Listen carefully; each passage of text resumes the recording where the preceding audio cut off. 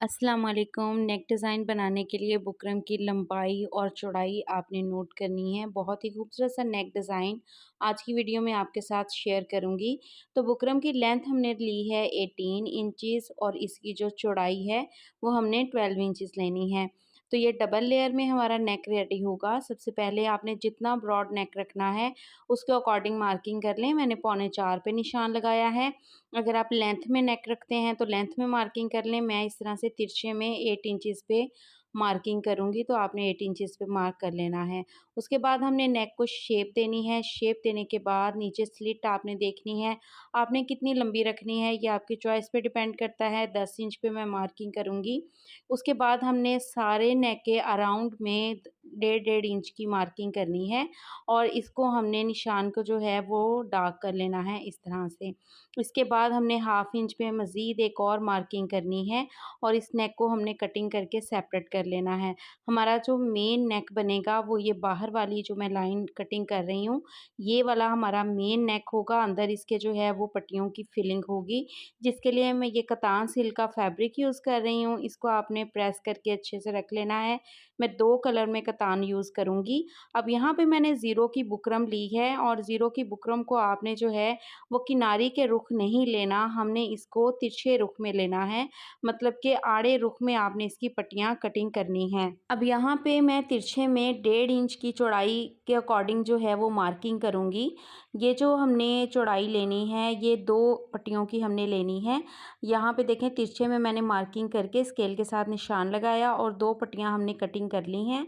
इसके बाद हमने जो है वो 1-1 इंच की 2 पट्टियाँ और कटिंग करनी है। यहाँ पे देखें 1 इंच के गैप से मैंने मार्किंग की, सीधा निशान लगाया और कटिंग कर ली। अब पट्टियों की जो हमने लंबाई रखनी है, तो ये जो नेक की कटिंग हमारे पास निकली थी ना, इसके बाहर वाली साइड से आप लंबाई नाप लें, तो ये 18.5 इंच बनती है। हमने टोटल 20 इंच अपनी पट्टियों की लेंथ लेनी है। अब कतान के फैब्रिक के ऊपर हमने अपनी पट्टियाँ पेस्ट करनी हैं।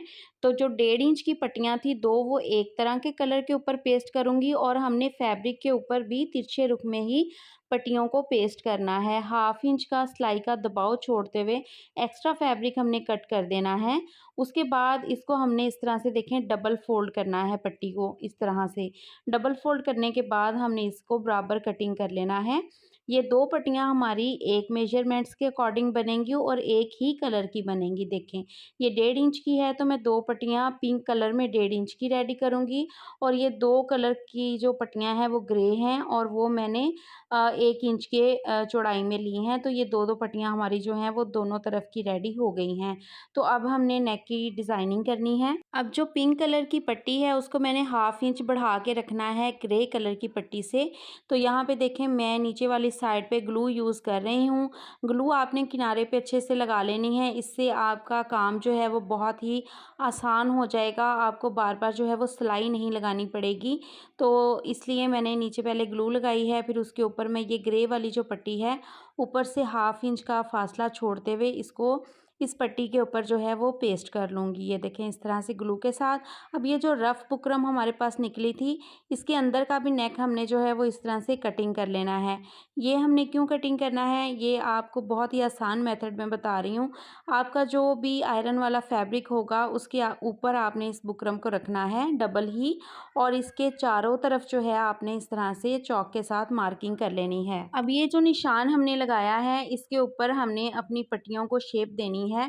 तो ये देखें इसके ऊपर जो है ना, मैंने आपको दोनों तरह से बताऊंगी कि किस तरह से आप पट्टी को रेडी कर सकते हैं। मैंने इसके ऊपर जो है वो शावर किया है पानी का और इसके बाद हमने अब पट्टी को शेप देनी है। तो इस तरह से पट्टी को रखेंगे और आयरन के साथ जो है इसको शेप देंगे। हमने तिरछे रुख पे इसीलिए बुकरम कटिंग की थी और फैब्रिक भी तिरछे रुख पे ही आड़े रुख पे लिया था, ताकि हमारी पट्टी को शेप देना हमारे लिए आसान हो। तो यहाँ पे मैं एक चीज़ आपको समझा दूँ कि जब हम लेस पहले अटैच कर लेते हैं तो उसको शेप देना बहुत मुश्किल होता है। तो यहाँ पे मैं आपको करके भी दिखा रही हूँ कि लेस के साथ जो है ना फैब्रिक को घुमाना बहुत ही मुश्किल होता है। तो इसलिए आपने क्या करना है कि लेस को आपने उतार देना है, लेस को आपने बाद में अटैच करना है। तो यहाँ पे देखें दोनों पट्टियों को शेप देना कितना आसान हो गया है लेस उतारने के बाद। तो पहले आप शेप दे लें, उसके बाद आप लेस जो है वो अटैच करें। एक पट्टी को शेप देने के बाद दूसरी उसको हमने जो है वो उल्टा कर लेना है और उसके बाद दूसरी पट्टी उसके ऊपर रखनी है और इस तरह से उसी के ऊपर हमने जो है उस पट्टी को रखते हुए आयरन करना है। तो दोनों पट्टियों की जो शेप है वो बहुत ही खूबसूरत इस तरह से बन जाएगी। अब इसके ऊपर जो है मैं इस तरह से देखें ग्लू के साथ अगेन लेस अटैच कर लूँगी। अब ये जो हमारा पिंक वाला फैब्रिक है इसको भी हमने 1/2 इंच के फ़र्क पर इस तरह से एक दूसरे के ऊपर रख लेना है, क्योंकि हमने जैसा ऊपर से 1/2 इंच का फ़र्क छोड़ा था इतना ही हमने ये फ़र्क जो है वो नीचे वाली पट्टी तक रखना है। इसको मैं पलटूँगी, पलटने के बाद इसके किनारे पे मैं ग्लू लगाऊँगी। जितना आपने लंबाई में अपना नेक रखना है उस तक आपने पहले निशान लगा लेना है नेक की लंबाई तक और वहाँ तक ग्लू लगा के तो फिर इस वाले हिस्से को आपने जो है दूसरे वाले हिस्से के ऊपर ये देखें इस तरह से पेस्ट कर देना है ग्लू के साथ। तो अगर आप इस पर नहीं भी ग्लू लगाते तो कोई मसला नहीं है, क्योंकि इसके ऊपर मैंने बटन्स लगाने हैं। लेकिन अगर आपने बटन्स नहीं लगाने, आप बटन्स नहीं पसंद करते तो आप ग्लू लगा लें। अब यहाँ पे देखें मैंने जो नेक अपना कटिंग किया था उसको डायरेक्ट हमने शर्ट के ऊपर पेस्ट कर देना है। पेस्ट करने के बाद एक्स्ट्रा फैब्रिक मार्जिन छोड़ते हुए कटिंग करेंगे और उसके बाद बाकी सारा जो फैब्रिक है ना उसको नेक की तरफ हमने ग्लू के साथ फोल्ड कर देना है और अच्छे से आयरन कर लेना है। यहाँ पे देखें मैंने अच्छे से इसको आयरन कर लिया है। अब इसके अंदर हमने जो अपना नेक रेडी किया है उसको फिक्स करेंगे। अगर आप बिगनर हैं, आपसे सिलाई इस तरह से लगाना मुश्किल होती है, तो आप इस नेक को भी ग्लू के साथ पहले अपनी शर्ट के अंदर फिक्स कर लें और उसके बाद जो है आप किनारे पे सिलाई लगा लें। ये नेक बनाना इतना आसान है जितना ये देखने में मुश्किल लगता है। ये यकीन करें कि बिल्कुल भी मुश्किल नहीं है, बहुत आसानी से रेडी हो जाता है। आपने जब शर्ट के अंदर नेक को फिक्स करना है तो आपने बहुत ही हल्के हाथ से ये काम करना है, ना तो नेक में खिंचाव आए और ना ही आपकी शर्ट में खिंचाव आए। इसलिए मैंने आपको पहले भी बताया है कि आप ग्लू के साथ पहले इसको फिक्स कर लें और उसके बाद जो है आप किनारे की सिलाई चला लें। तो यहाँ पे देखें हमने शोल्डर वाली साइड से, तीरे वाली साइड से नेक को स्टिच करना स्टार्ट किया है।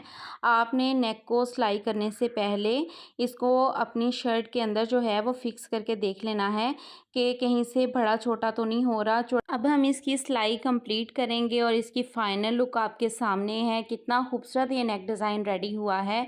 प्रिंटेड ड्रेसेस के ऊपर अक्सर हम सोचते हैं कि हम किस तरह का नेक रेडी करें, तो आप अपने ड्रेसेस पर ज़रूर इस नेक डिज़ाइन को ट्राई कीजिएगा। आप 2 कलर के ऑर्गेन्जा फैब्रिक के साथ भी इस नेक डिज़ाइन को बना सकते हैं, लेकिन उसके अंदर बुकरम अटैच नहीं होगी। और यहाँ पे देखें, अगर आप चाहते हैं कि आप ऑर्गेन्जा पे इस नेक डिज़ाइन को बनाना सीखें तो मुझे कमेंट सेक्शन पे लाजमी बताइएगा। अब इसके ऊपर जो मैंने बटन्स अटैच किए हैं वो मैंने इस ड्रेस के अंदर से ही फ्लावर्स लिए हैं और उनके साथ ही इन बटन्स को बनाया है। ये एक बुटीक स्टाइल लुक दे रहे हैं। तो यहाँ पे देखें मेरे पास ये बटन है जो कि मैंने यूज़ किया था। इस तरह के बटन्स आप मार्केट से आसानी से ले सकते हैं और ये बॉर्डर पट्टी जो कि मेरे ड्रेस के अंदर से निकली थी, इसी के अंदर से मैंने फ्लावर्स लेके ये देखें और इसके बटन्स जो हैं रेडी किए हैं। तो आपने ज़रूर मुझे कमेंट सेक्शन में बताना है कि ये आइडिया आपको कैसा लगा, क्योंकि मार्केट से बटन्स मैच करना बहुत मुश्किल होता है और ड्रेस के साथ के बटन्स तो बहुत ही खूबसूरत लगते हैं। आज की वीडियो आपको कैसी लगी आपने कमेंट सेक्शन में लाजमी बताना है। मिलते हैं नेक्स्ट वीडियो में। अपना बहुत सारा ख्याल रखिएगा, दुआ में याद रखिएगा। अल्लाह हाफिज़।